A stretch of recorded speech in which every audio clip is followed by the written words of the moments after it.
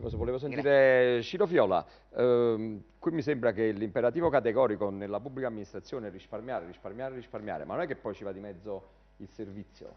No, assolutamente, sembra che l'assessore voglia risparmiare sui consigli di amministrazione, però Poi si tratta di giustamente, 700.000 come euro diceva però, lei, 700.000 euro in un a bilancio fronte di di, 20 milioni di... non risolve i problemi del bilancio del Comune di Napoli, ma noi anche politicamente abbiamo detto che non siamo d'accordo a questo tipo di impostazione, un solo manager certamente non potrebbe gestire le 3 aziende di quella portata. Noi potremmo pensare a una holding, ma ognuno di esse deve avere un amministratore proprio, perché lasciare l'amministrazione delle aziende in mano ai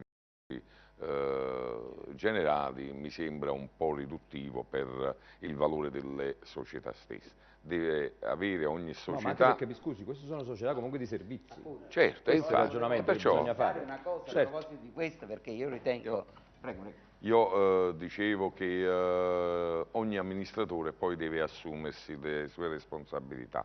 Per quanto riguarda la differenza fra la ricapitalizzazione del bilancio e il contratto di servizio, io penso che CTP è avvantaggiato perché ogni anno è costretta a ricapitalizzare, invece ANM mi sembra che per quanto riguarda i pagamenti sono fermi al 2007, quindi altra cosa spinosa perché sai, gli scoperti bancari poi costano e quindi Come? vengono ad incidere anche Sui bilanci. gli stessi bilanci. Io spero che le nostre richieste vanno accolte in questo senso, che è inutile pensare di risparmiare 700.000 euro e dare in mano a un solo amministratore società di quel tipo. Si Cioè, faceva la quindi lei differenza è più fra. per cambiare il modello di gestione, come dicevamo noi nella scheda? Certo, si deve pensare a una razionalizzazione pure. Simeone diceva che Milano è un'unica società, come dire, il trasporto su gomma e il trasporto su ferro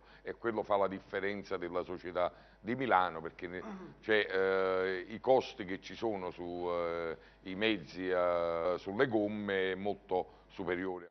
Anche in questa competizione elettorale ci sarà una lista tutta socialista. Perfetto.